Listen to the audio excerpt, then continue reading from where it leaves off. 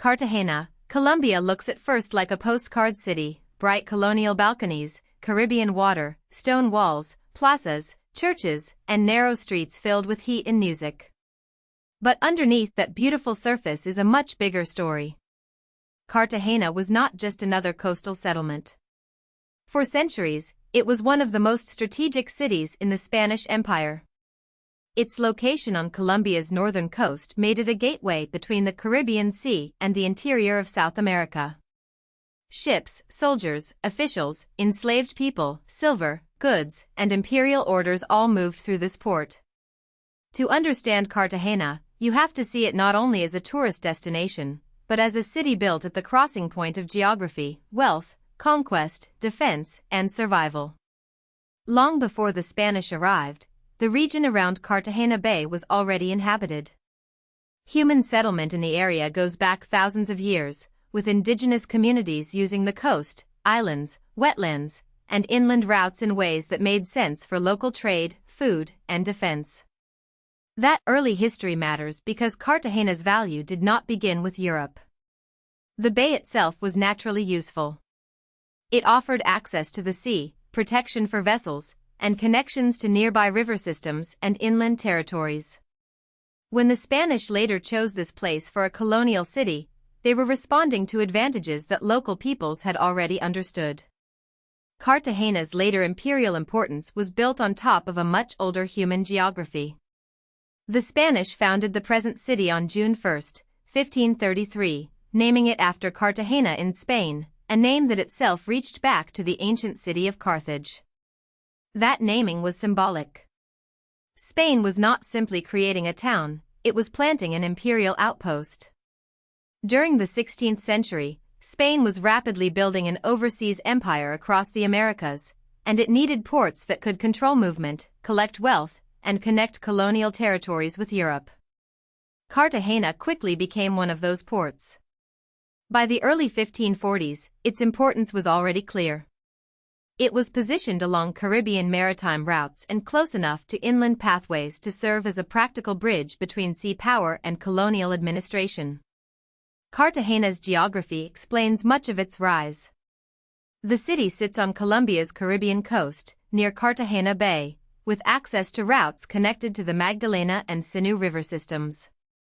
In the colonial period, rivers were not just scenery, they were transportation corridors into the interior of New Granada, the Spanish colonial territory that included much of present-day Colombia. A port like Cartagena could receive goods from across the Atlantic, send people and supplies inland, and move colonial wealth back towards Spain.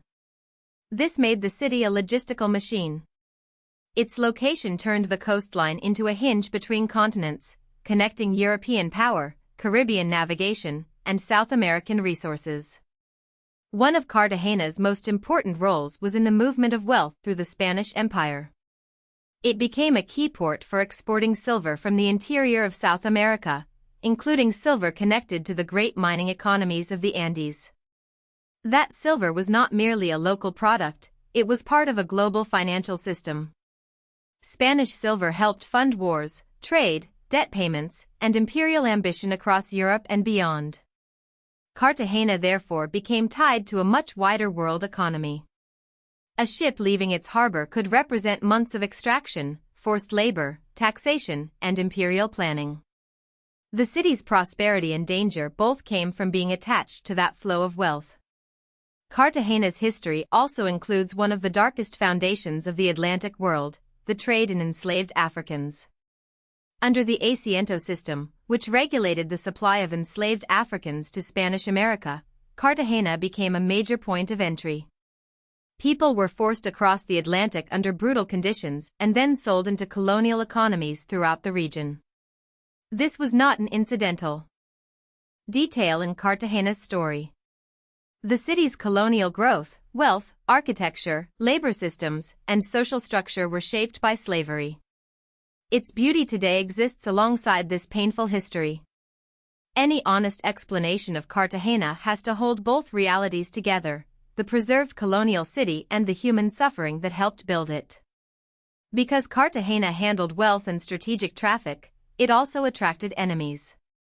The Caribbean in the colonial period was a contested sea, filled with rival empires, privateers, pirates, smugglers, and naval expeditions. For Spain, Cartagena had to be more than a port, it had to be a fortress.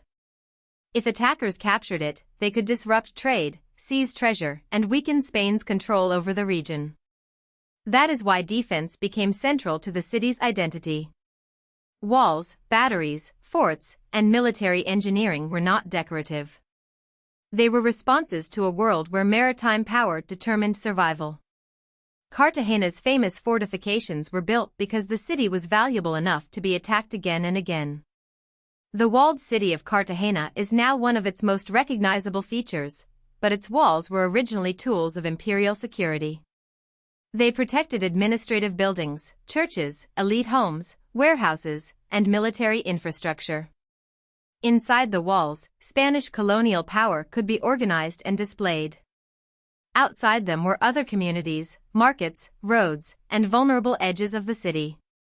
The walls therefore created both protection and separation. They marked who and what the empire considered most important to defend. Today, visitors may experience them as scenic walkways, but historically they represented fear, hierarchy, and constant preparation for attack. The stones of Cartagena tell a story of beauty shaped by insecurity. Cartagena's military importance reached a dramatic peak in 1741 during the Battle of Cartagena de Indias, part of the War of Jenkins' Ear between Britain and Spain. Britain launched a major expedition against the city, hoping to break Spanish power in the Caribbean and open access to imperial trade. Cartagena's defenders faced a massive threat, but the city's fortifications, geography, disease environment, and Spanish resistance combined to defeat the British attack. The battle became one of the most important defensive victories in Spanish America. It showed that Cartagena was not simply a passive colonial port. It was a fortified imperial stronghold whose survival could affect the balance of power across the Caribbean.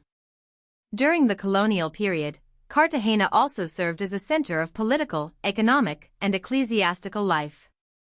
This means it was not only about ships and soldiers. Government officials, religious authorities, merchants, military leaders, artisans, enslaved workers, free people of African descent, indigenous people, and immigrants all shaped the city's daily life. Churches and monasteries reflected religious authority. Customs houses and warehouses reflected trade. Plazas and official buildings reflected administration. Cartagena's urban form was therefore a map of colonial society. Power was organized in stone, ritual, commerce, and law. The city became a stage where empire was not abstract, but visible in institutions, buildings, and social divisions. In 1984, Cartagena's colonial walled city and fortresses were designated a UNESCO World Heritage Site. That recognition placed Cartagena within a global conversation about preservation, memory, and cultural value. UNESCO status acknowledges the city's exceptional historical importance, especially its role in maritime trade routes and colonial defense systems. But preservation also raises difficult questions. What exactly is being preserved? Architecture can survive more easily than the full human story behind it. Cartagena's walls, churches, and plazas are impressive, but they must be understood alongside conquest, slavery, resistance, and social change.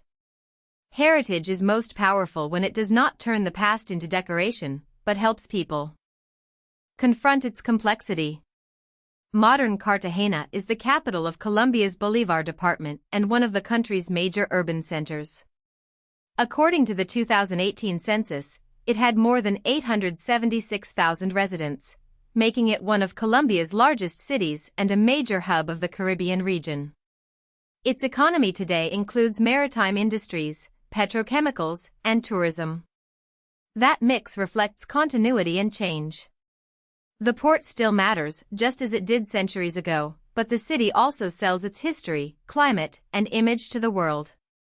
Cruise ships, hotels, restaurants, and restored colonial spaces bring money and attention. At the same time, modern Cartagena faces the challenges of inequality, growth, and balancing everyday urban life with global tourism. Cartagena's story is powerful because it compresses so much of Atlantic history into one city. It was an indigenous landscape, a Spanish colonial foundation, a Caribbean fortress, a silver port, a site of slavery, a target of imperial war, and now a preserved historic destination. Its beauty is real, but it is not simple. The colorful streets and massive walls are evidence of creativity, wealth, violence, fear, ambition, and endurance all at once. Cartagena matters because it shows how geography can create opportunity, how empire can reshape a place, and how history can remain visible centuries later. To walk through Cartagena is to walk through one of the Caribbean's great crossroads. If you found this helpful, please like this video and subscribe for more explainers.